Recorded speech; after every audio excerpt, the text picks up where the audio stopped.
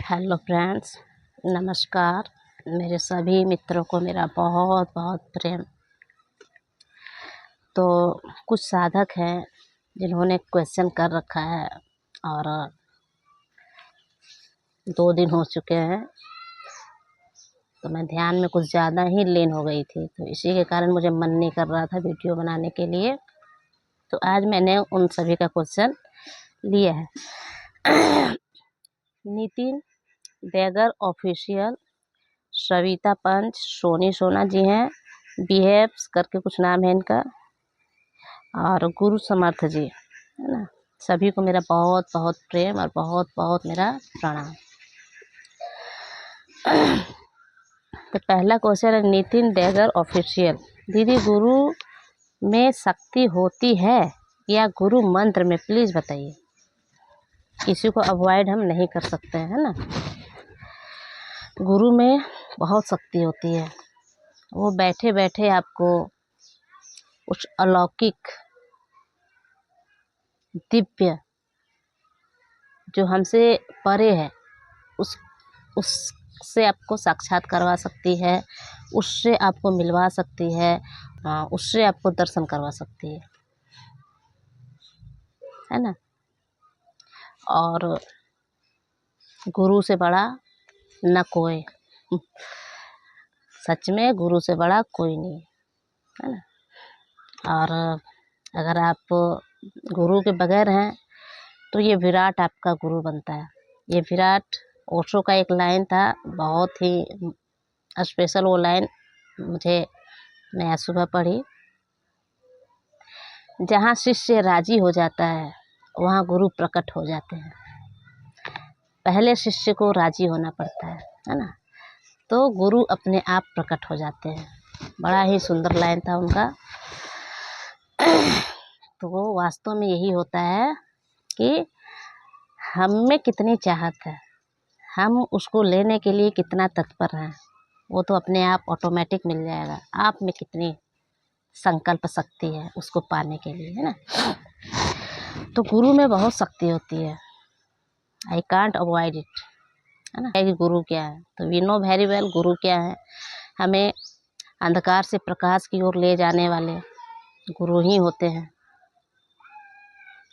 हम इस समाज में जी रहे हैं, सोए सोए जी रहे हैं, हमें जगाने वाले, निद्रा से उठाने वाले, झकझोर के उठाने वाले गुरु ही होते हैं, है ना।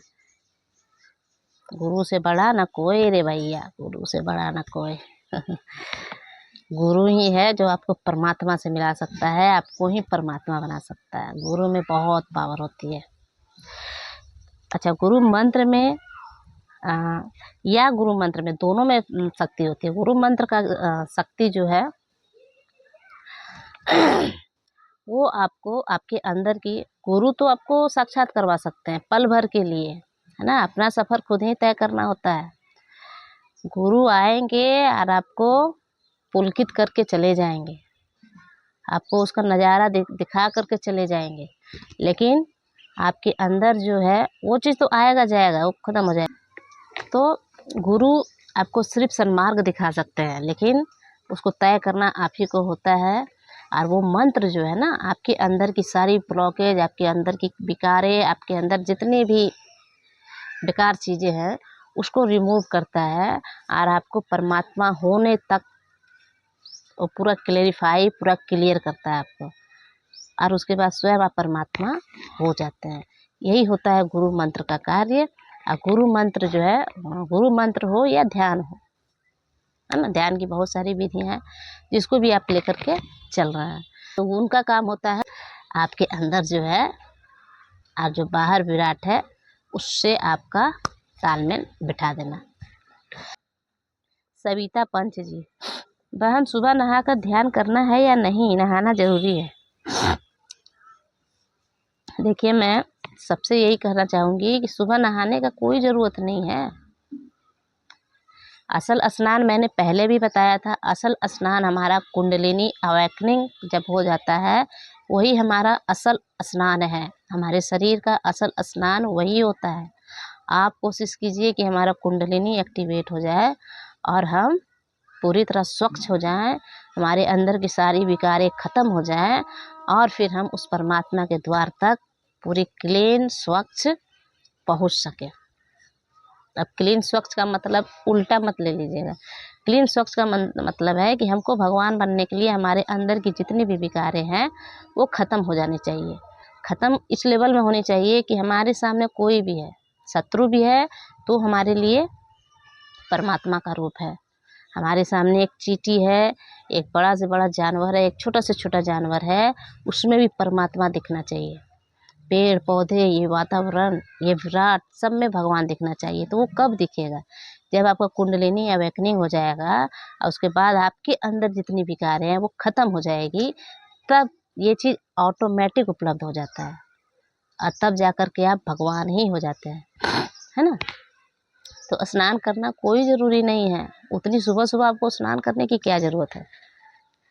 आपको जब मन करे तब स्नान कीजिए। मैं अपने बारे में बताऊं, मैं कभी कभी 2 बजे स्नान करती हूँ, कभी कभी 12 बजे स्नान करती हूँ, कभी कभी 5 बजे शाम को स्नान करती हूँ। जब मैं ध्यान से पूरी तरह, जितना मुझे ध्यान करना है पूरी तरह मैं कर लेती हूँ, तब जा कर के मैं स्नान करती हूँ। क्योंकि पूरा ध्यान कर लेने के बाद मेरा माइंड जो है वो हल्का होता है।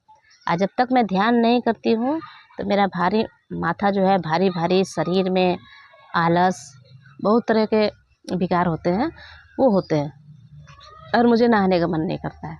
ठीक है, अगर हमें नहा करके ही ध्यान करना है तो उसका भी मैं बता दे देती हूँ। अगर आप स्त्री हैं और हमें लगता है नहीं हमें स्नान कर लेना चाहिए, ठीक है। अब स्नान करने से पहले क्या होता है ना कि हमें हमारी जिम्मेवारियां जो होती है वो पहले दिखने लग जाती है। स्नान करना है तो बर्तन धोने हैं, तो झाड़ू लगाने हैं, तो कपड़े खींचने हैं, चलो इतने करके स्नान कर लेती हूँ फिर ध्यान करूँगी। स्नान कर लिया, अब चलो थोड़ा सा पूजा कर लेती हूँ, 5 मिनट तो लगेगा ही। अब पूजा कर लिया, है ना, मतलब कि कुछ ना कुछ दिमाग में चलते रहता है, ये काम निपटा लूँ, वो काम निपटा लूँ। और जब हम सारे काम निपटा करके ध्यान करने जाते हैं उस समय ध्यान नहीं लगेगा। और ये रियलिटी है, ध्यान नहीं लगता है क्योंकि उस समय तक हम पूरी तरह फ्रेश हो चुके होते हैं, थक चुके होते हैं। अब आप ध्यान करें बैठिएगा तो नींद आएगी, या माइंड पूरी तरह फ्रेश हो जाएगा तो मन करेगा कभी उधर जाऊं, कभी उधर जाऊं, कभी टीवी देखूं, है ना। मन चंचल हो जाता है, मैंने ये अपना अनुभव किया है।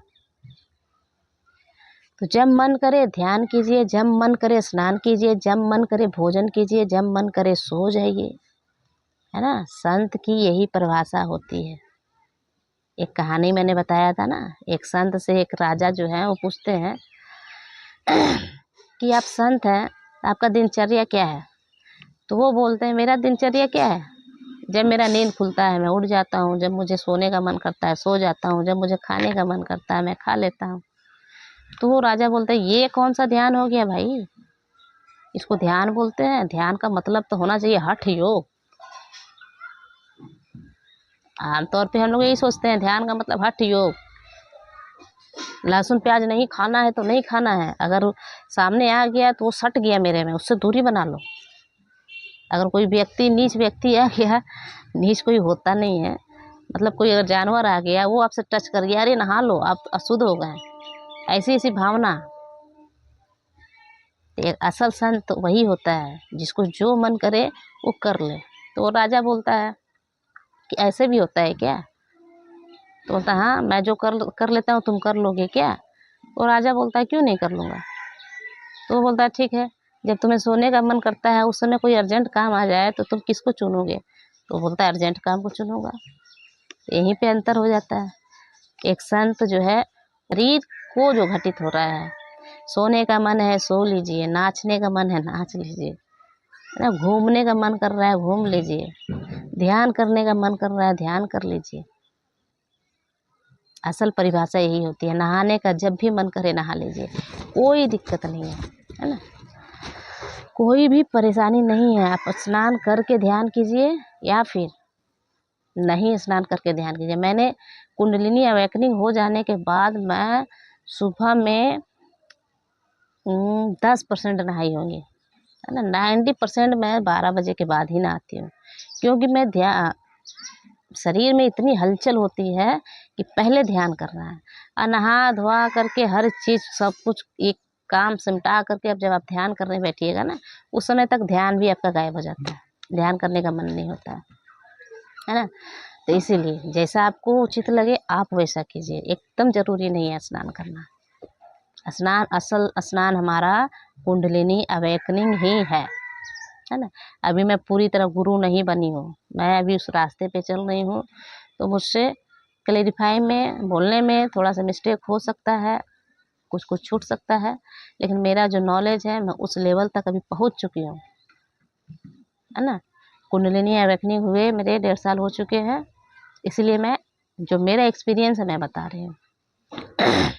सोना जी, माँ बैक पेन होने लगा है, क्यों? रहते की हड्डी है ना नीचे, वहाँ पर पेन हो रहा है, ताकि बैठने में उठने में दर्द महसूस हो रहा है, क्या यह है ना?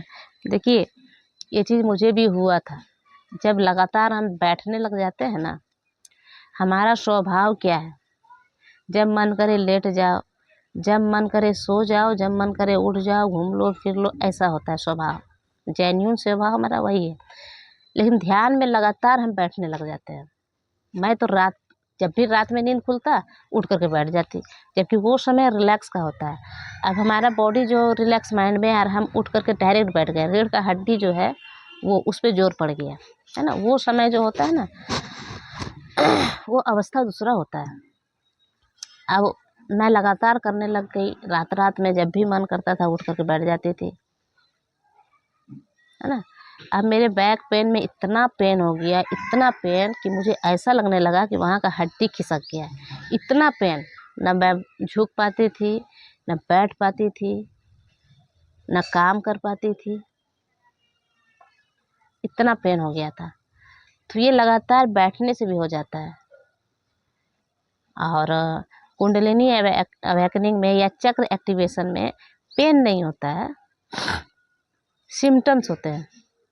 जैसे कि कुछ रेंग रहा है, कुछ चल रहा है, वाइब्रेशन हो रहा है, और सर भारी भारी लग रहा है, नींद आ रही है, आलस लग रहा है, यही सब उसके सिम्टम्स हैं। लेकिन पेन सिम्टम्स नहीं है। इसका मतलब ये है कि आप ध्यान करने ज़्यादा बैठने लग गए हैं, इसी के कारण होता है ना। और थोड़ा सा मेडिसिन वगैरह भी आप ले सकते हैं। वैसे आमतौर पे बोला जाता है ना, मैं बोल नहीं रही हूँ, चोरनी घुसना, तो वो भी हो सकता है। तो मुझे जब बहुत पेन हो गया था, मैं परेशान हो गई, तो एक बगल वाली आंटी थी, तो वो अपने पैर से लगातार 9 दिन तक मारी, तब वो नस जा कर के बैठ गया। ऐसा होता है, कुछ नहीं, नस चढ़ जाता है हमारा। और जो नस चढ़ जाता है ना, तो वो लोग भले बोले कि टोटका फोटका कुछ करने से ठीक हो जाता है, लेकिन ऐसा नहीं। वो नस होता है, लगातार मारने से ना वो बैठ जाता है एक जगह जा कर के, तो ऑटोमेटिक ठीक हो जाता है। ये भी हो सकता है, ठीक है ना। तो थोड़ा ध्यान खुद रखा कीजिए कि क्या प्रॉब्लम है। हबीब जी, इनका नाम थोड़ा लॉन्ग पड़ गया है। अगर साधना करते हुए बॉडी में ठंड है, इसका क्या मतलब है? इसका मतलब बहुत कुछ है, ठीक है। पहले भी मैंने बताया था कि हमारा मणिपुर चक्र है वो अग्नि तत्व का प्रतीक है। और जब हमारा मणिपुर चक्र एक्टिवेट होने लग जाता है तो हमारा शरीर जो है वो पूरा हीट होने लग जाता है, पूरा गर्म रहने लग जाता है, क्योंकि हमारा अग्नि तत्व एक्टिवेट हो चुका है। जब हमारा ये मूलाधार स्वादिष्ठान चक्र एक्टिवेट हो जाता है, वो जल तत्व का प्रतीक है, ठीक है, तो बॉडी हमारा ठंडा रहने लग जाता है। ये भी सिम्टम्स हो सकते हैं। ये जो है हृदय चक्र, वो हवा तत्व का प्रतीक है, इससे भी हमें ठंडा महसूस हो सकता है। तो इस कारण हमारा शरीर ठंडा रहता है, गर्म रहता है ना। और इससे निवारण क्या करना है? कुछ नहीं, ठंडा लग रहा है तो थोड़ा सा गरम गरम चीज़ पहनिए, गरम गरम चीज़ खाइए, और ध्यान लगातार करते रहिए बस।